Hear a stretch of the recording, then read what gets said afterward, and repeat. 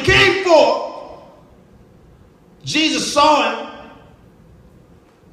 and Jesus looked at him, and Jesus like, okay, first of all, he's covered with a napkin over his face, his feet are bound, and his hands are bound. Three things.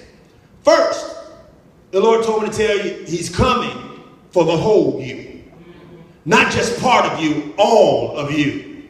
First thing he did was he untied his feet. Because God knows you cannot move or go anywhere with your stuck self until your feet have been loose. You wonder why you're not farther along, and that's why Jesus said, loose him, loose him, loose him, loose him. You got to understand, you got to untie your feet so you can move forward to your purpose.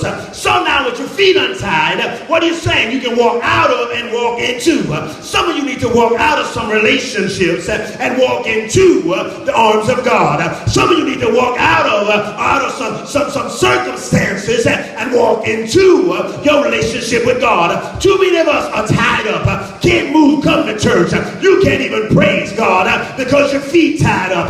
You can't even glorify God because your feet tied up. Then God said, guess what? Loose his hands. Why? You wonder why I keep telling you I bring hands to church if you're not going to clap them. Why? Because you don't understand there's power in your praise. There's power when you put your hands together. There's power when you make up your mind. I don't feel like praising you, but I got to yet praise down on the inside of me. I don't feel like glorifying you, but I got a yet glorification down on the inside of me.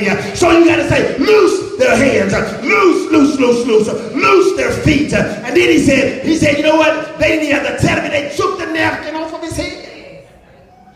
Why did they take the napkin off his head?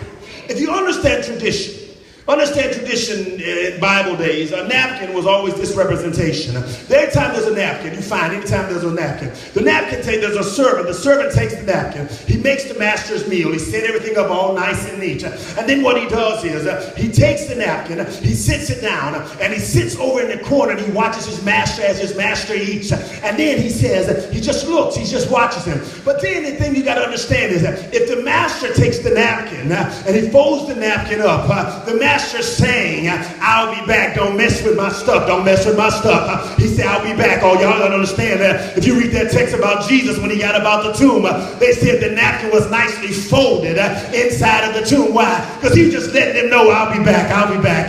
Don't think I'm gone long. So then if he comes and finds the napkin after he wipes himself and cleans his face, he find the napkin discarded to the side. What he's telling you is that I'm finished with it. And I believe with Lazarus, they took the napkin off his head, and Lazarus threw it to the side and let him know that I'm finished with this, baby. I'm not dealing with this again.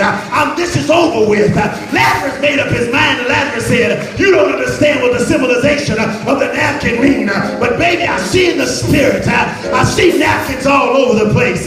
Why? Because I'm letting you know that I'm through with it. I'm not dealing with this no more. Loose him and let him go. What do you mean this thing has held you bound too long? This thing has had you depressed too long. This thing has had you frustrated too long. This thing has had you want to throw in the towel too long. You got to make up your mind. You know what? I'm through with this. Lazarus, come forth. God is calling you about that situation. That situation is temporal anyway. You got to take that napkin and throw it away. You got to tell yourself that God, come get your glory out of this. I saw something in the Bible the other day that blessed me. In Acts, the 3rd chapter, around about the 17th verse, I almost hoppled. I did. Because it blew my mind.